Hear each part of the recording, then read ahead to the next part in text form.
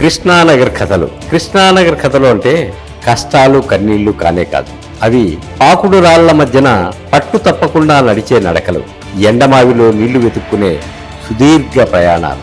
అవి ఫెయిల్యూర్ కథలు ఎంతమాత్రము కాదు. తొలి సంధ్యలో బయలుదేరి మలి సంధ్య వరకు చేసే బతుకు పోరాటాలు. కల మీద మక్కువతో కళ్ళలో ఒత్తులు వేసుకుని ఏదో ఒక రోజు నేను తారాజుబనవుతాను. ఆశగా చూస్తూ బతికే మనుషుల అంతరంగాలు, స్ఫూర్తిదాయకమైన విజయగాథలు. సినిమా కథల కంటే బలంగా ఉండే నిజ జీవిత పోరాటాలు ఈ కృష్ణానగర్ కథలు.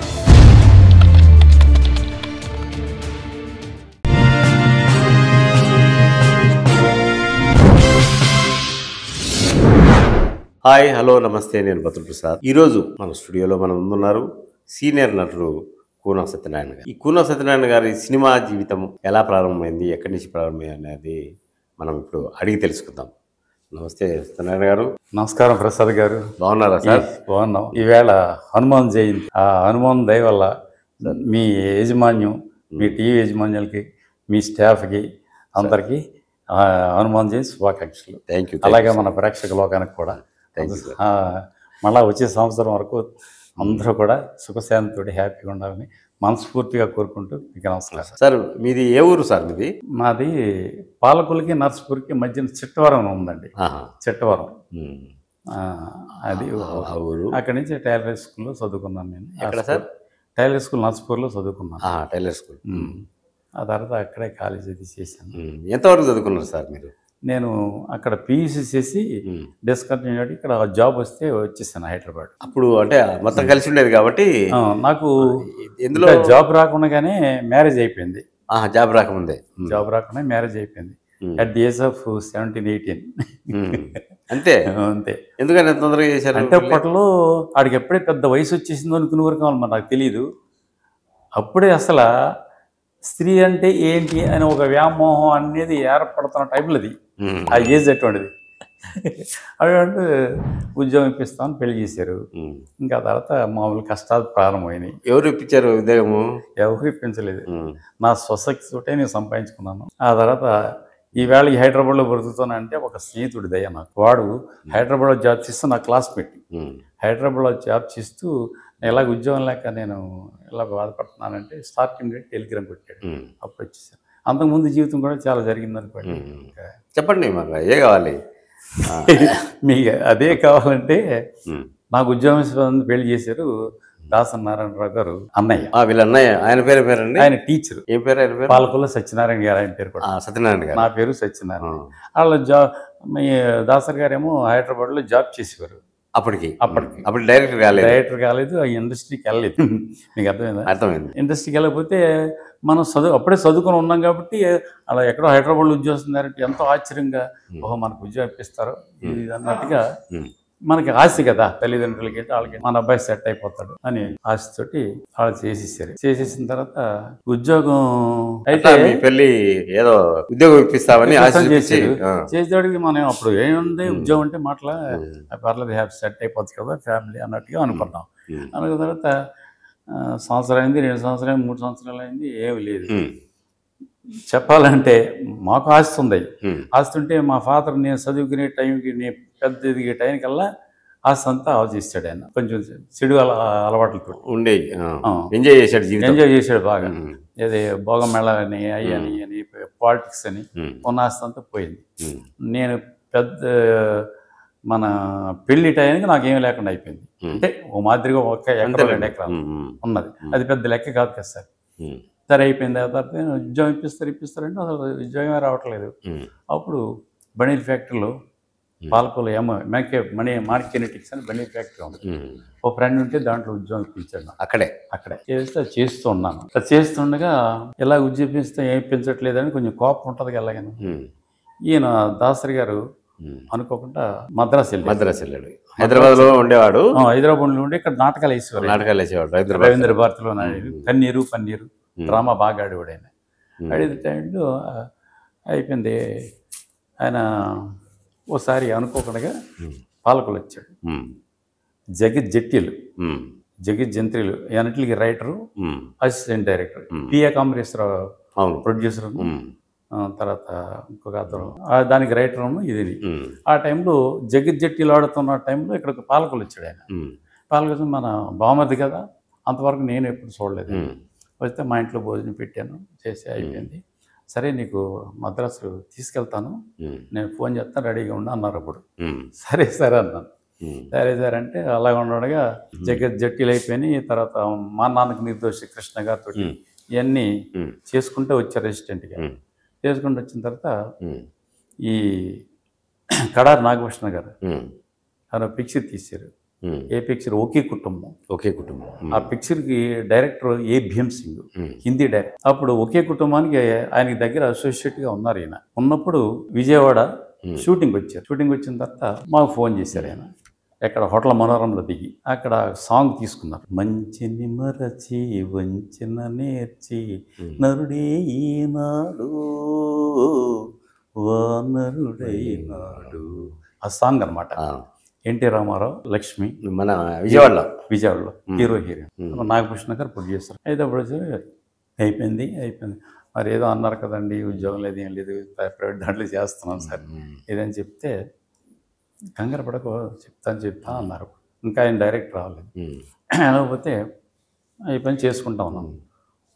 వన్ ఫైన్ మార్నింగ్ ఆయన దగ్గర నుంచి 4 వచ్చింది. ఇమ్మీడియట్గా బయలుదేరి రాను అని టక్కున వెళ్ళిపోయిన తర్వాత సరే అప్పుడు పి లక్ష్మీదేవి డైరెక్టర్, ఆయన ఒక కూతురు కోడలు అయితే కూతురు కోడలని పెట్టారు టైటిల్. దానికి అసోసియేట్గా పి లక్ష్మీనారాయణ, పి లక్ష్మీకాంత్ పేరు ఉంది కదా డైరెక్టర్ గారు, లక్ష్మీ దీపక్ ఆయన. సాంగ్ జరుగుతుంది. షూటింగ్ వెళ్ళిపోతే నువ్వు కారు ఎక్కని తీసుకెళ్ళి నాగభూషణ గారి దగ్గర తీసుకెళ్తే అక్కడ ఏమండి మీరు మంచిగా ఆఫీసులో ఒక మేనేజర్ కావాలన్నారు కదా, తీసుకొచ్చానంటే ఆయన అప్పుడు బిజీ చాలా నాగభూషణ గారు. సరే పెట్టేసాయి.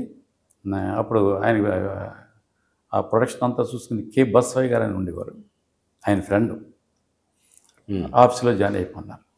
అప్పట్లో టక్కునే 400 శాలరీ.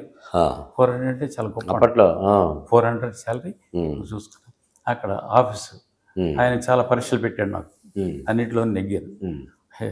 అప్పట్లో డబ్బులు కట్టలు ఇడిచిపెట్టి వెళ్ళిపోవడం అన్నీ చేస్తే ఏంటి అవన్నీ మనం కౌంటర్ దగ్గర నేర్చుకున్నాయి కదా. అదే కదా అక్కడ బనీ ఫ్యాక్టరీ పనిచేసిన ఆయన వయసు చేస్తాను. అక్కడ అంతా అది చేసుకుని చేస్తే సార్ అప్పుడు ఈ సెల్ ఫోన్లు అయ్యి ఏం లేవు, ఓన్లీ ల్యాండ్లైన్. అదే సార్ మీరు డబ్బులు మర్చిపోయి వెళ్ళిపోతే పర్లేదు, తక్కువ నుంచి నేను వస్తాను మళ్ళీ అని చెప్పి అలాగే నాగభూషణ గ్రాఫ్స్లో జాయిన్ అయ్యాను.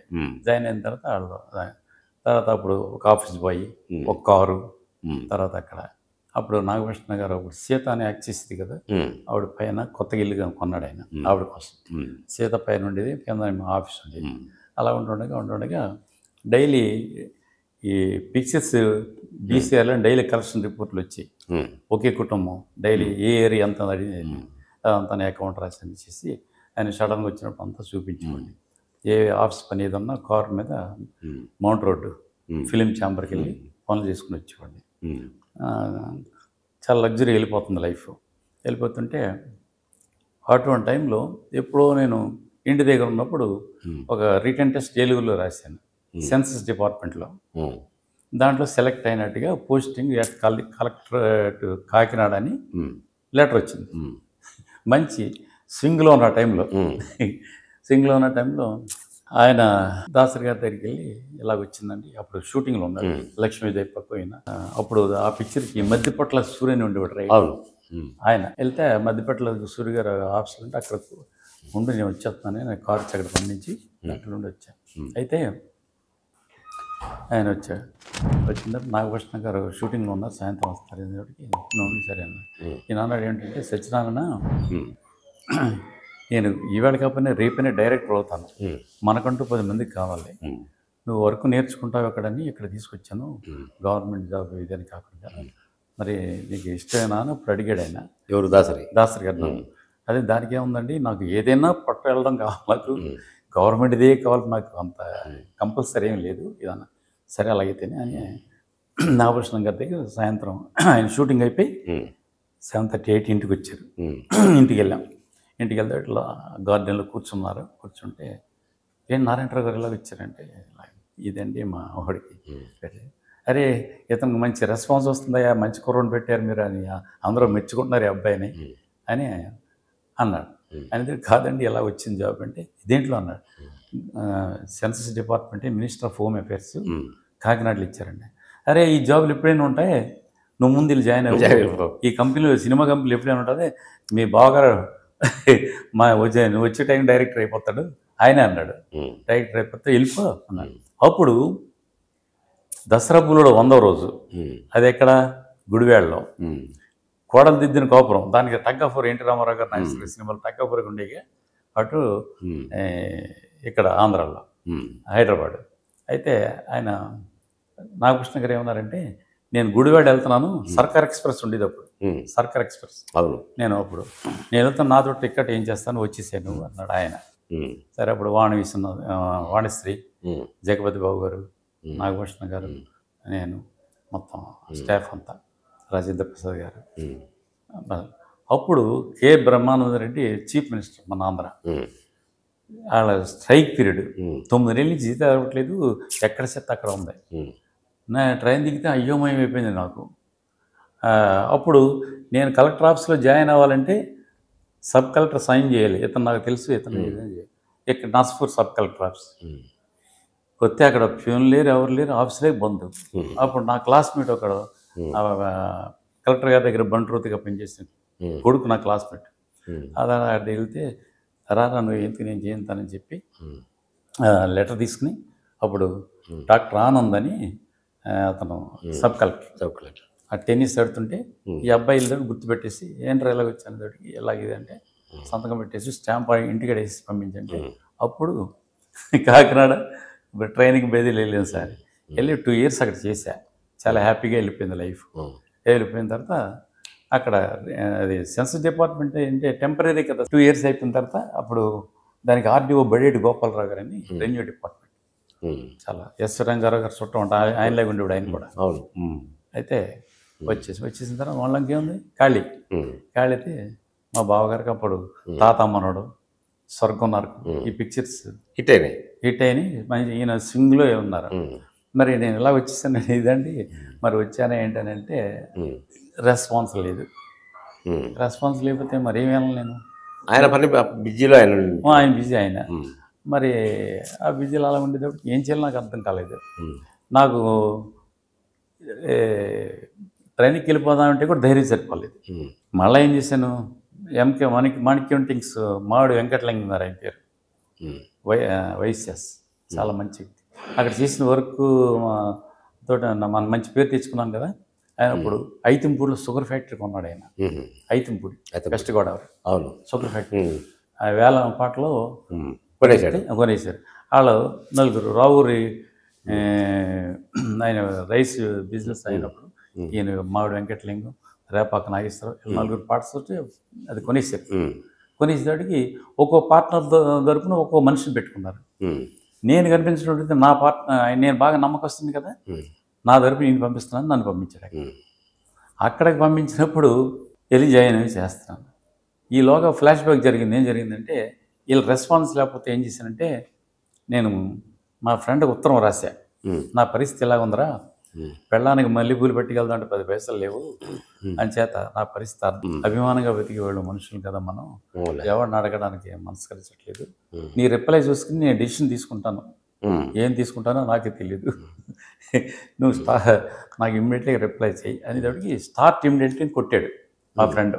ఇక్కడ ఆర్టీసీలో స్టెనోగ్రాఫర్ అయినా అనేటప్పటికి నాకు ఉద్యోగం వచ్చేసిన అంత ఆనందంగా బస్సు ఎక్కేసింది, హైదరాబాద్ బస్సు ఎక్కేసిన తర్వాత ఇక్కడ వచ్చి అప్పుడు 1 year వరకు చాలా స్ట్రిక్ట్గా కాలి నడక మీద అన్ని ఆఫీసులకి తిరిగి సెన్సస్ డిపార్ట్మెంట్ సర్టిఫికేట్ ఉంది కదా, ఈ ఎంప్లాయ్మెంట్లో చేస్తే ఆ సర్టిఫికేట్లు చూసి ప్రతి ఆఫీస్కి ఇంటర్వ్యూకి పంపించాడు నన్ను. ఇది లేకపోవడంతో వెనక్కి పంపించేవాడు. ఆ తర్వాత అలాగ ఉంటుండగా ఆఖరికి లాస్ట్కి కండక్టర్స్ని తీసుకుంటున్నారు ఆర్టీసీలో.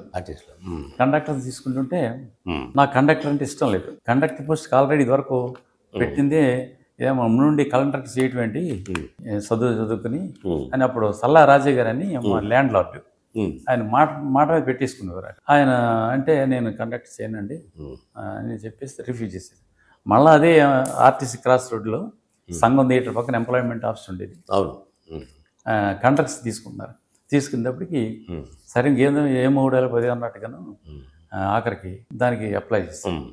దాంట్లో సెలెక్ట్ అయితే అప్పుడు కే ప్రభాకర్ రెడ్డి అని ట్రాన్స్పోర్ట్ మినిస్టర్. ఆయన రికమెండేషన్ ఉన్న వాళ్ళందరికీ జాబ్ ఇచ్చేసారు. లేని వాళ్ళు మాలాంటి వాళ్ళు 10 మంది మిగిలిపోయారు. 10 మంది మిగిలిపోయేటికి అది కూడా ఆ లిస్టు 1 year వరకు 1.5 years 2 years ఉంటుంది అంతే. ల్యాప్స్ అయిపోద్ది. లాస్ట్ టైంలో లక్కీగా మమ్మల్ని తీసుకెళ్లి పోస్టింగ్ కర్నూలు ఇచ్చారు. అప్పుడు కర్నూలు నేషనల్ 1973 ఆర్టీసీ నేషనల్ అక్కడ నేషనలైజ్ అయింది. అది పెట్టారు. అప్పుడు అంతా ప్రైవేట్ బస్సులు. అక్కడ కండక్టర్గా నా దగ్గర అప్పటికే నాకు type higher short hand degree అన్నీ ఉన్నాయి. ఈ ఉండటంతో ఈ సర్టిఫికేట్ చూసి నన్ను ఆఫీసులకు తీసుకున్నారు. కండక్టర్ పోస్ట్కి వెళ్ళొద్దు నువ్వు ఆఫీసర్ డిఎం ఆఫీసర్ అడ్మినిస్ట్రేషన్ చేయాలి. అప్పుడు డిఎం ఆఫీసులో స్టెనోగా చేసింది నేను. స్టెనోగ్రాఫర్ లేకపోతే చేసి ఐపీ చేసేటప్పటికి మళ్ళా ఇక్కడ పోస్టింగ్ పడితే హైదరాబాదు పెట్టుకుని 1975లో హైదరాబాద్ వచ్చేసాను. హైదరాబాద్ వస్తే అప్పటి నుంచి ఇంకా హైదరాబాదే 75 నుంచి. ఈయన కూడా ఇక్కడ ఫుల్ పిచ్చింగ్ ఉంటే అప్పుడు ఈయన కలిసి వెళ్ళేటప్పటికి నాకు యాక్టింగ్ సైడ్ ఉంది. నేను ఈలోగా ఆర్టిస్టులు స్టేట్ లెవెల్ కాంపిటీషన్ జరుగుతాయి. అన్ని స్టేట్ లెవెల్ కాంపిటీషన్కి వెళ్ళివ్వండి నేను. నాటకాలు వెళ్ళేటప్పటికి ఇక్కడ మీరు తెలిసే ఉండొచ్చు యువ కళావాహిని అని. తెలుసు. వైకే నాగేశ్వరరావు. దాంట్లో నేను సెక్రటరీ. ఓకే. మేమందరం డ్రామాలు ఆడేవాళ్ళం ప్రైవేట్గా. ఆయన ప్రెసిడెంట్, నేను సెక్రటరీ. ఇలా ఉంటుండగా నేను కూడా ఈ దాసరి గారు స్క్రిప్ట్ ఉంటే నేను ఇచ్చి పన్నీరు కన్నీరు బాగా ఫేమస్. అది పెద్ద ఫేమస్. అదేంటే అదే మంచి ఎడ్యుకేషన్ కూడా స్టూడెంట్కి. చదువు ఉండాలి, చదువు లేకపోతే బ్రతుకు వేస్ట్ అనే సబ్జెక్ట్ ఇది. అది ఆడి ఈయన ఆహ్వానించాను దాసరి గారిని. అప్పుడు బొబ్బులుపులు రిలీజ్ టైం. అవును. అది బయటికి రానివ్వకుండా ఏదో మిలిటరీస్ ఉండటంతో అప్పుడు ఇందిరాగాంధీ ప్రైమ్ మినిస్టర్. అది పర్మిషన్ ఇవ్వకపోతే అక్కడికి వెళ్ళింది, ఢిల్లీ వెళ్ళింది. అది అప్పుడు ఇందిరాగాంధీ చూసి అప్పుడు పర్మిషన్. అప్పటి వరకు కొంచెం ఆపారు, పిక్చర్ ఆపారు, రిలీజ్ కాకుండా. అంటే అనేది కొంచెం పాలిటిక్స్ సంబంధించిందని అని డైలాగులు కూడా కొంచెం పార్టీస్ దానికి ఏదో కొంత సెన్సార్ ఇవ్వలేదు. అప్పుడు ఆ టైంలో మేము పన్నీరు కన్నీరు ఇందిరా ప్రియదర్శన్ అని పబ్లిక్ గార్డెన్లో ఉంది. అప్పుడు మేము డ్రామా ఆడుతూ ఈయన ఆహ్వానించాం. మేము మా దాసరి గారిని పన్నీరు కన్నీరు మంచి డ్రామా జరుగుతున్న టైంలో వచ్చాడు ఆయన. ఆ టైంలో నేను స్టేజ్ మీద ఉన్నాను. నేను స్టాక్ అయిపోయాడు, ఇంకే నేను డ్రామా యాక్టర్ అయిదాన్ని. సరే వచ్చి చూశాడు, కూర్చున్నాడు, చూశాడు, పైకి వచ్చాడు, అందరిని అభినయించాడు. మళ్ళా ఈ బొబ్బులి పులి గొడవల్లో ఉన్నాం కదా అని వెళ్ళిపోయాడు. చాలా మంది ఎమ్మెల్యేలు, ఎంపీలు వాళ్ళందరూ వచ్చారు. వచ్చి మనకు చూసి అందరికి కంగ్రాచులేషన్స్ చెప్పేసి అందరిని సన్మానించి ఆయన సన్మానించాము. మేము అందరం కలిసి సన్మానిస్తే తీసుకుని వెళ్ళిపోయాడు. ఇంకా వెళ్ళిపోయిన తర్వాత అంతవరకు కూడా నేను వేషం ఏం అడగలేదు. నేను యాక్టర్ని చెప్పలేదు. ఆయన స్టేజ్ మీదే చూశాడు, డైరెక్ట్ చూశాడు. పైగా పన్నీరు కొన్ని ఆయన రాసిన డ్రామే, క్యారెక్టర్స్ అన్నీ ఆయనకు తెలుసు. అందులో ఒక జమీందారు సెకండ్ కొడుకు అనమాట, రెండో కొడుకు. నేను చేసింది డబ్బు ఉన్నప్పుడు విర్రవిగి ఇదైపోతూ ఉంటాడు. డబ్బు లేని తర్వాత వాడు చెక్కు మీద సంతకం పెట్టాలి, వాడిపై చెక్కు బుక్ ఉండదు, ఏముండే సంతకం పెడతా ఉంటాడు, పిచ్చోడు అయిపోయి. అలా అనమాట క్యారెక్టర్. అయితే అప్పుడు ఓ ఆడది ఓ మగాడు అని కొత్త ఆర్టిస్టులతో సినిమా తీసాడు, గుర్తుందా? ఓ ఆడది ఓ మగాడు గుర్తుంది నాకు ఆ సినిమా. అప్పుడు కొత్తగా ఇప్పుడు టీవీ ఆర్టిస్ట్ ఉండే ఒక అతను ఆయన వచ్చాడు. అయితే అప్పుడు అడిగాను సార్ నేను, ఏమంటే కొత్త ఆర్టిస్ట్ సినిమా తీస్తున్నారు కదా, నాకు కూడా నన్ను కూడా ఏమన్నా చూడండి, చూశారు కూడా నేను ఇదంటే సరే తప్పనిసరి ఎదిగన్స్ ఇస్తున్నాను అంటే సరే నమ్ముతాం. ఇప్పుడు అమ్మ ఏం చేస్తుంది, అమ్మ అన్నం పెట్టని అడుగుతాం, ఆవిడ అన్నం పెట్టాలి, పెడతానంటే పెడతాది కదా అని చూస్తాం, ఎదురు చూస్తాం. ఇంకా ఆ సినిమా అయిపోయింది. అలాగే 160 సినిమాలు అయిపోయినాయి, కానీ ఆయన ఒక్క దాంట్లో కూడా వేషం వెళ్ళలేదు. మీరు ఆర్టిస్ట్ అని తెలుసు కూడా పైగా ఆయన రాసిన డ్రామా ఆడాను కూడా. అయితే ఆ తర్వాత 2-3 ఆటలు ఇచ్చాడు. ఎలాగా అది కూడా చిన్న బిట్లు, అలాగే పాసింగ్. అది కూడా పాసింగ్ ఇచ్చేటప్పటికి చేస్తే అసిస్టెంట్లు అరే సూపర్గా చేసేసాడు, సూపర్గా చేసేది అనేవాడు. ఇంకా ఆయన ఏమంటాడు ఓకే. ఆ తర్వాత సినిమా చూద్దామని మీలేటోళ్ళని నువ్వు తీసుకెళ్తే అందులో ఉండేది సినిమా వెళ్ళిపోతాను ఉండేది, నువ్వు ఎప్పుడు వస్తావా ఎప్పుడు వస్తావా అని వాళ్ళు కూర్చున్న వాళ్ళు అడిగితే సినిమా ఎండ్ అయిపోయేది. ఎయిటింగ్లో అయిపోయేది. ఏంటంటే ఫ్లాష్ బ్యాక్, వెనకాల ఫ్లాష్ బ్యాక్ అంతే. ఇలాగా తెర ముందుకు రానియకూడదు, తెర ముందుకు రానియకూడదని. తెర ముందు రాయకూడదు అలాగే. ఇదని పచ్చి నిజాలు సార్, నమ్మలేని నిజాలంటే అవునవును. పోనీ మనం ఏమన్నా దుర్మార్గులమా ఇదే పోనీ ఇంకోట ఆయన ఒక 10 లక్షలు 20 లక్షలు తినేసి బండారు పెట్టుకుని పాడు చేసి ఇటువంటి ఏం పైకి తీసేయాలనుకుంటా కూడా కాదు కదా. ఇంకని చేత సరేలే ఇంకేం చేస్తాం మనం అని ఈ ఆర్టీసీలోని జాబ్ చేసుకుంటూ ఆయన పూజకి కొబ్బరి కొట్టేటప్పుడు వెళ్ళేవాడిని, నమస్కారం పెట్టేవాడు. సార్ నన్ను మర్చిపోయి ఇంకా బోల్డ్ సినిమా ఉంది ఇస్తాను, ఎందుకు కొబ్బరి కొట్టేవాడు వీళ్ళు షూటింగ్ వెళ్తా ఉండేవాడిని, చూస్తా ఉండేవాడిని. గుమ్మడికాయ కొట్టేసేవాడు. కొబ్బరికాయ గుమ్మడికాయ మధ్య గుమ్మడికాయ మధ్య దోసకాయ కూడా దొరకలేదు. అలాగంటాం కానీ ఏమీ లేదు. ఇంకా సరే ఏం చేస్తాను మరి ఇంకో ఏం చేయలేం కదా, అలా ఉంటాం కదా. ఇంకెలా చెప్పుకుంటూ పోతే ఇంకా అన్ని ట్రాజడీలే. మనకు ఉద్యోగం ఉంది కాబట్టి ఏదో ఇంకా అలాగా. అంటే ఏదైనా ఫంక్షన్లు జరిగినప్పుడు మామూలుగా చెల్లెలే కదా, సొంత చెల్లెలే కదా ఆహ్వానించేవాళ్ళ ఇంటికి. ఇప్పుడు చెల్లెలు కాబట్టి చెల్లెలకి అన్ని విధాలుగా అంత ఫేమస్ ఫైనాన్షియల్గా కానీ పేరులో కానీ అన్నింటిలో అంత సౌండ్ ఉన్నవారు ఏం చేస్తారు, కారు పంపించి తీసుకురమ్మంటారు, లేదంటే ఆయన ఇంటికి పంపిస్తారు. అదేం లేదు. ఆయన నాకేం పెట్టాడనే కాదు, నేను హైదరాబాద్ నుండి ఒక భావమర్దిగా నేను అతనికి ఏం చేస్తున్నాను అని ప్రశ్న వేసుకుని చేపలు వడ్డించుకుని, ఊర్లు వడ్డించుకుని, గారెలు వడ్డించుకుని ఆవిడ తెల్లారుజాము 4 లేచి అన్నీ చేసి మూటలు కట్టి అన్నయ్య కోసం బాక్సుల్లో పెట్టి ఆడికి పెట్టేవాడు. ఆడికి పెట్టి పెడితే పాప ఆయన కూడా అన్నీ మానేసి ఈవిడ తెచ్చినే తినేవాడు. చెల్లెల మీద ప్రేమతో. ఆ ప్రేమ అంతవరకే, మళ్ళీ ఫైనల్ సౌండ్లో నీళ్ళు ఏం లేదు. అయితే ఈ అసిస్టెంట్ డైరెక్టర్లు, కో డైరెక్టర్లు ఉన్నారుగా, వాళ్ళందరూ హాయిగా ఏమయ్యా సత్యనారాయణ గారు మీరు తెచ్చి చాలా బాగున్నాయండి, భలే సూపర్ అంటే వెళ్ళిపోయాడు. నా పని సూపర్ అయిపోయింది.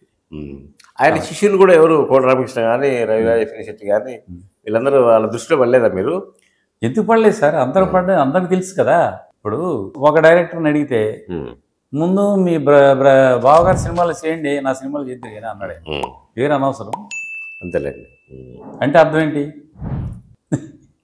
ఆయన అవకాశం ఇస్తే మేము కూడా ఇస్తాము అని లెక్క. అంతే కదా. అలా పోయింది. ఇంకా అంచితలు మనకి యోగం లేదు కదా అని అయిపోయింది.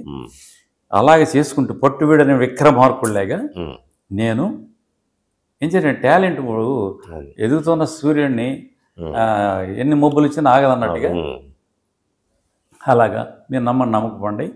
నేను ఖైదీ 150 పిక్చర్ చిరంజీవి గారిది స్టార్ట్ అయినప్పుడు బయట సినిమాలకు స్టార్ట్ అయ్యలేను సార్.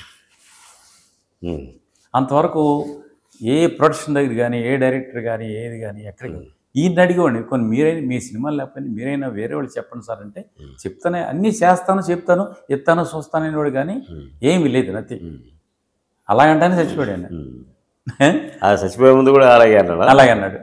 ఇంకేంటి సార్, ఇంకేం చెప్పుకుంటా పోతే ఇలాగే ఇంకో విధంగా అనిపిస్తుంది. కానీ అందరూ మీలాంటి ఏమంటారు, ఇందాక మీరేమన్నారు, అందరికి చేసేది మీకు చేయలేకపోవడం ఏంటంటారు. మీరు దగ్గరుండి కొంత నన్ను చూశారు కాబట్టి మీరు నమ్ముతారు, ప్రజలు నమ్మలేరు కదా. ఆయన ఏంటంటే తన మనుషులకు మాత్రం ఏమీ చేయలేదు. ఫ్రాంక్గా చెప్పాలంటే ఏం చేయలేదు. చెప్తే ఎలా ఎందుకుంటాం సార్ మేము? అంతే సార్. సొంత చెల్లెలు ఆమెకి ఏదన్నా ఇద్దాము అనే కూడా లేదు అసలు. ఆవిడ ఏమో మీరు అడగలేదేమో, ఆయన చేయలేదేమో అనుకొచ్చింది. అనొచ్చు ఆ ప్రశ్న కూడా. మీరు అడగకపోతే మాత్రం ఏం పెడతాడు ఆయన అదే అంటారు కదా. అవును. అంచేత ఆవిడ కూడా అడిగిందండి, అన్నయ్య నాకేమన్నా చేయండి.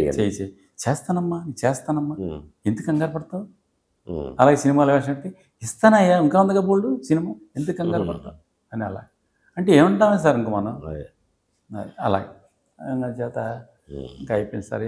ఇంకా ఆయన పైకి వెళ్ళిపోయాక గురించి ఉన్న యథార్థం ఇది, అంతేగాని ఆయన మీద లేనిపోయి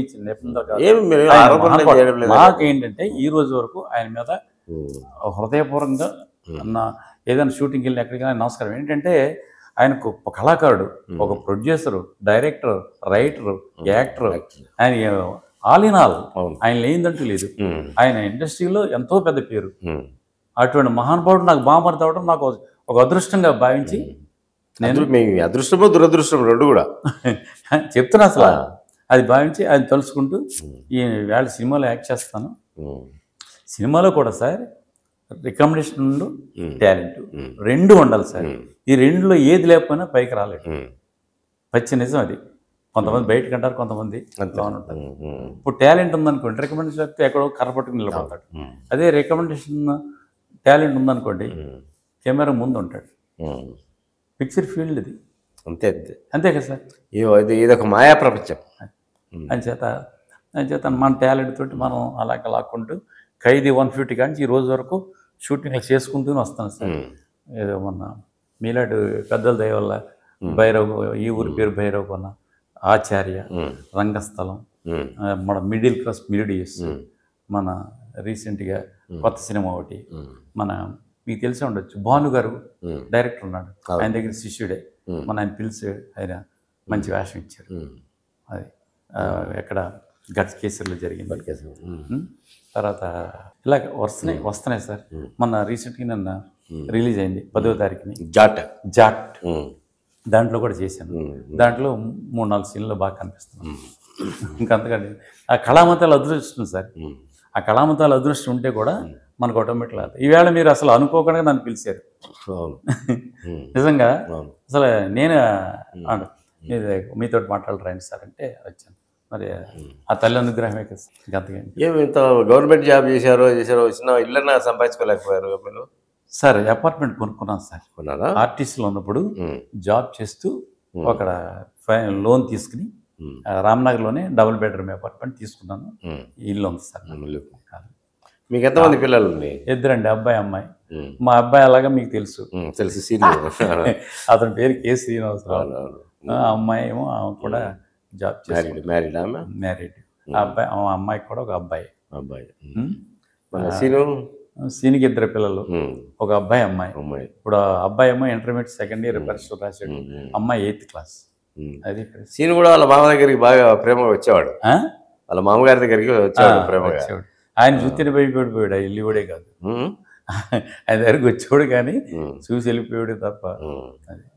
ఏం అప్పుడు మేము సీను ఏడిపించేవాళ్ళం. ఏమైనా సామ్రాజ్యానికి అధిపతి సరే కూతురున్నా చేసుకోకపోతే ఎందుకండి. చాలా కామ్ గోయింగ్.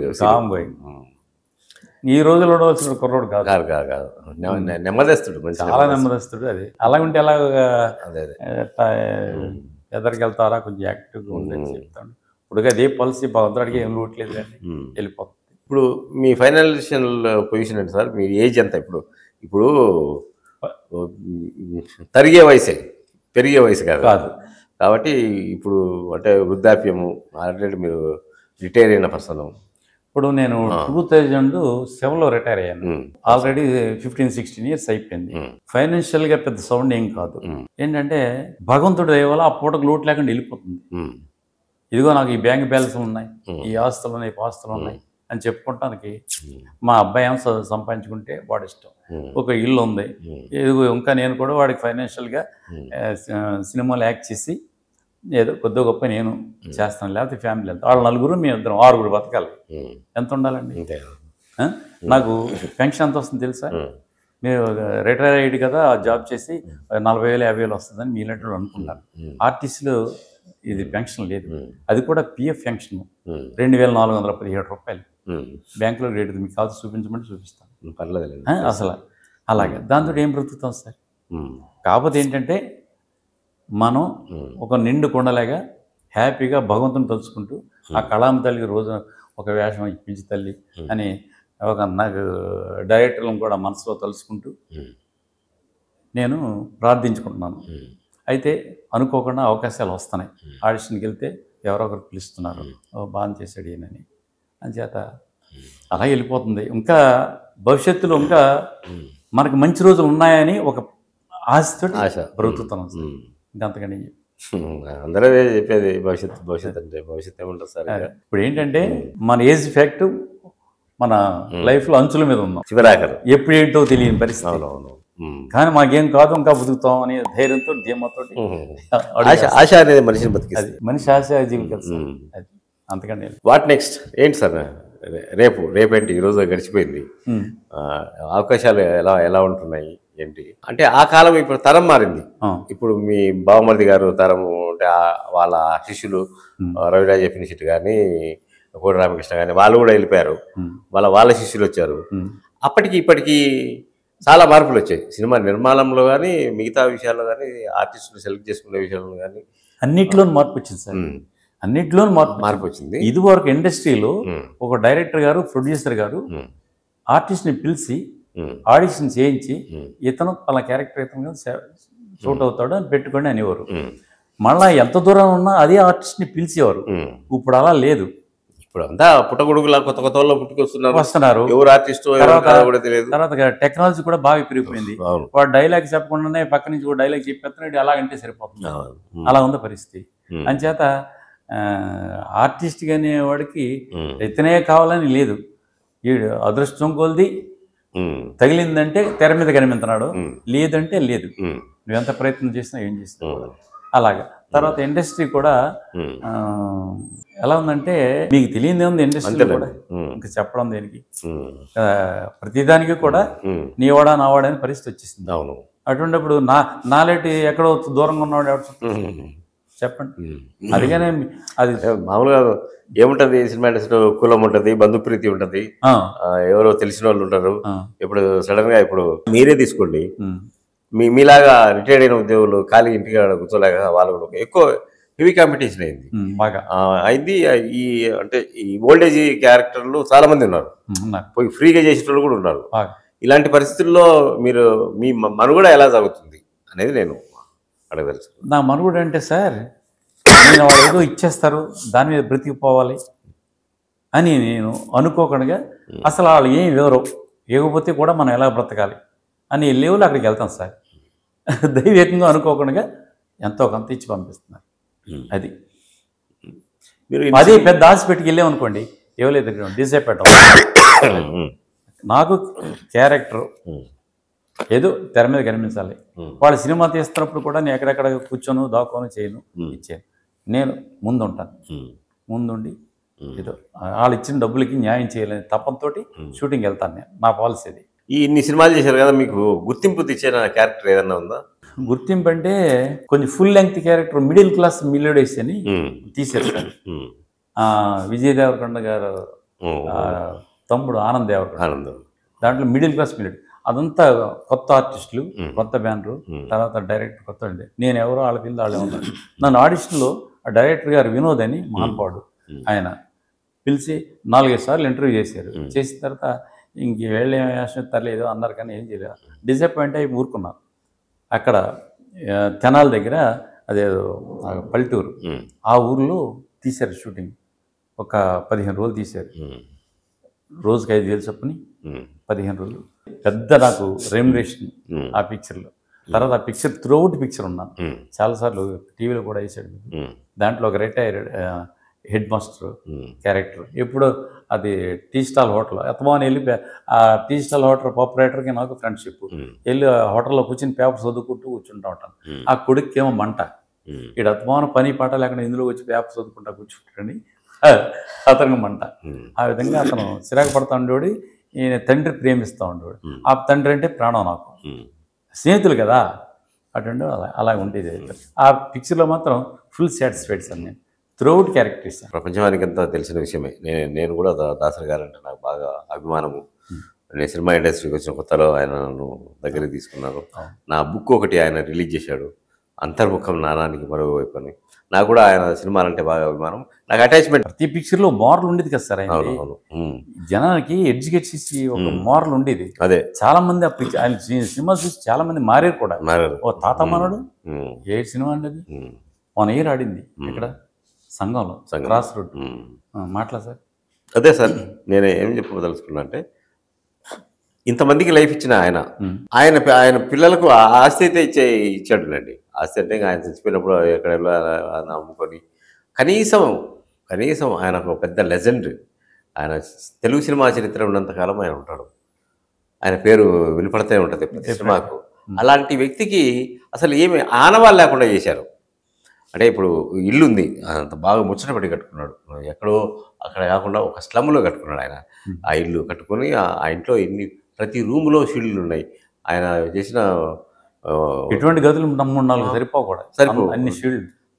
ఆ పిల్లలకు కనీసం ఈత జ్ఞానం లేకుండా ఇది మా నాన్న నివసించిన ఇల్లే, ఇది వదిలేస్తాం, మిగతా అన్నీ అమ్ముకున్నారు ప్రాపర్టీస్. ఆయన సమాధి చేసిన పొలాలు గిలాలు, ఆ గినామీలు అన్నీ ఎక్కడెక్కడ కొందరు స్వచ్ఛందంగా వచ్చే, బాబు మీ నాన్న ఏదో ఇచ్చాడు మాకు అని ఇచ్చిన వాళ్ళు కూడా ఉన్నారు. ఈ విషయంలో మీరు ఏమంటారు సార్? నేను అంటే ఆయన విషయంలో ఏమంటానంటే, ఆ పిల్లలకు కూడా అయ్యో నాన్న పేరు నిలబెట్టాలి అనే తపంలో ఏ ఒక్క వ్యక్తిలో ఉన్నా ఆ హౌస్లో ఆయన షీల్డ్ కానీ అవి కానీ వెనకాల ఫ్రంట్లో కూడా బ్రహ్మాండం ల్యాండ్ ఉంది. అవన్నీ ఒక గదిలో పెట్టి, ఇప్పుడు అక్కినేని నాగేశ్వర స్టూడియో ఉంది, ఆయన స్టూడియోలో ఆయన గ్యాలరీ ఎలా పెట్టారు సార్? ఎంత ఇల్లు అందరూ ఆయన షీల్డ్ అన్నీ చూసేస్తారు, ఆయన ఆర్ట్ ఏం చూసేస్తారు. అలా ఎక్కడో కూడా చేసి అక్కడ పెట్టుంటే ఆ పిల్లలకి పేరుండును, ఆయనకి పేరుండును. మరి అది వాళ్ళు ఏం చేయలేదు, మనం ఏం చేస్తాం?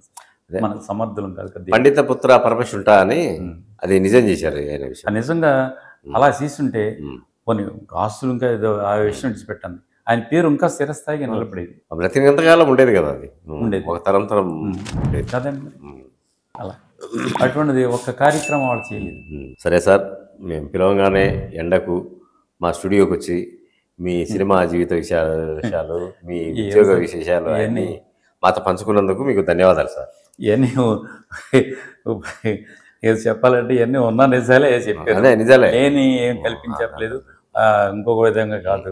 ఏంటంటే ఏదైనా తప్పులు ఉంటే మాత్రం మీరు అందరూ క్షమించాలి. నా ఆత్మ బాధ, నా ఘోష ఈ విధంగా మీ ఇంటర్వ్యూ ద్వారా తెలిసిపెట్టుకున్నాను, ఇంకంతకంటే ఏం లేదు. అదే కూడా నేను ఉన్నాను. నా బాధ ఏంటంటే, ఎవరైనా సరే, ఏ వ్యక్తి అయినా సరే, వాళ్ళ ఫ్యామిలీలో ఒక వ్యక్తి పెద్దగా అయ్యాడంటే వాళ్ళ వెనకాల కూడా చూసుకోవాలి సార్. అది వెనకాల నా లాస్ట్కి రిజల్ట్ ఏంటంటే, నాలాగా వాళ్ళు బాధపడకూడదు. వాళ్ళు అయ్యో నాన్న ఇది పెట్టాడు, నాకు అంత గొప్పవాడు అయిన బట్టి నాకు ఇది హెల్ప్ చేశాడు, ఆయన ద్వారా ఈవేళ హ్యాపీగా బతుకుతున్నాను అని చెప్పుకునేగా ఆ కుటుంబ ఫ్యామిలీ మెంబర్స్ ఉండాలి సార్. ఇలాగ నాలాగా బాధపడేవాడు మాత్రం ఉండకూడదు. సొంత చెల్లెలు కదండి అది అలాగే ఉండేది. ఆయన ఫ్యామిలీలో ఆయన మనుషులు ఒక్కడు ఏ విధంగానూ ఆయన వల్ల ఇప్పుడు బాగున్నా అని చెప్పుకోవడానికి ఏది లేదు, ఎవడో లేడు. ఏమండి, ఈవేళ హైదరాబాద్లో ఉన్నాను ఏమన్నా అంటే ఆ ఉద్యోగం చేసి అలా బతుకుతూ ఈవేళ మీ దగ్గర ఇంటర్వ్యూ చేస్తున్నాం, అది కూడా సినిమాలో వేషాలు ఇస్తాను. అది గుర్తు పెట్టుకుని మీరు ఇంటర్వ్యూ పిలిచారు, చేశాను. ఇలా నేను ఇంకా బాగున్నాను అనుకోండి, నేను 10 మందికి ఉపకారం చేయడానికి ప్రయత్నిస్తాను. నా స్వార్థం కోసం నేను కూడా ఉపయోగించుకోను. నేను తినగా మిగిలిన 4 పెట్టడానికి నేను ప్రయత్నం చేద్దాం అనుకుంటున్నాను సార్. ఆ భగవంతుడు ఇవ్వాలి, మీ ఆశీస్సులు ఉండాలి నాకు. Okay sir, thank you.